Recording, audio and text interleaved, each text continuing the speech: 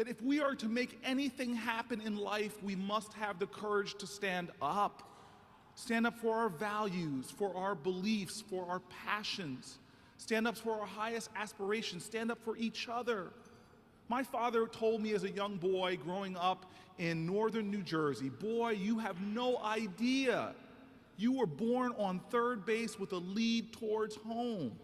I need you to understand that all that you have was paid for by the sacrifice of others, people whose names you'll never know.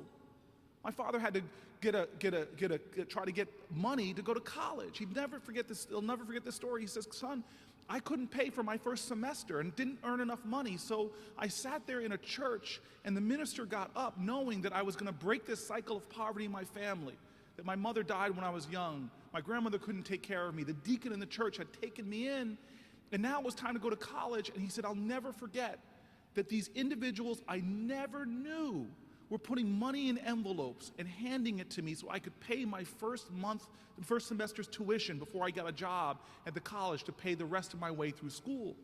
He said, son, you have no idea that you did not get here on your own.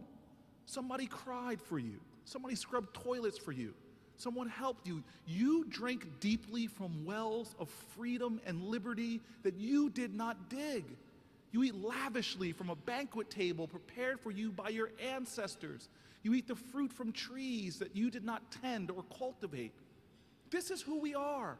All of us in this room who dare to call ourselves Americans must understand that just saying that word, assuming that label, we assume a debt that we can't pay.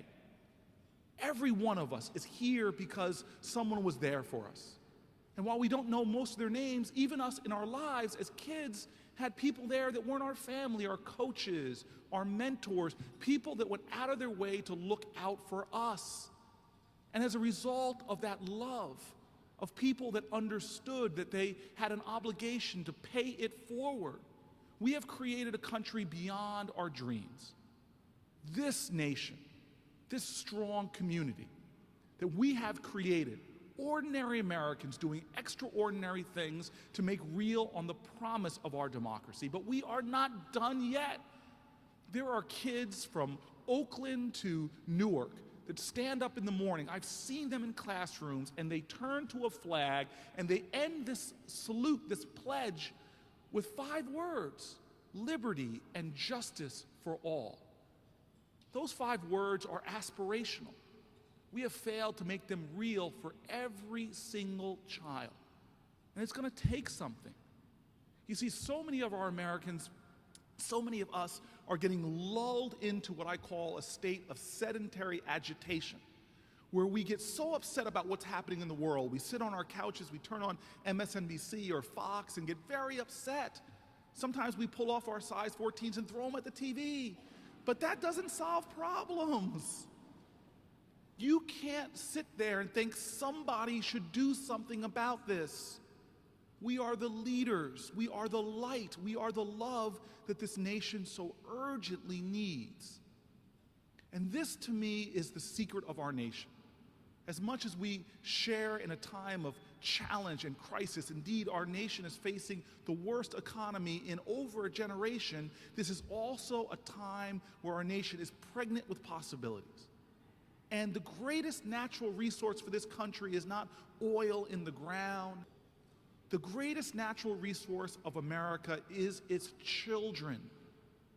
This is what makes KIDS so special. They recognize that if we understand that life is not about the big transformative change, the big speech, the big battle, the big election, life is about getting up every day with a stubborn will, relentless love, and fearless faith, and doing small acts of kindness every single day that over weeks and months and years add up to transformative change. That's our story. And this is an organization that understands that individuals making choices can change things.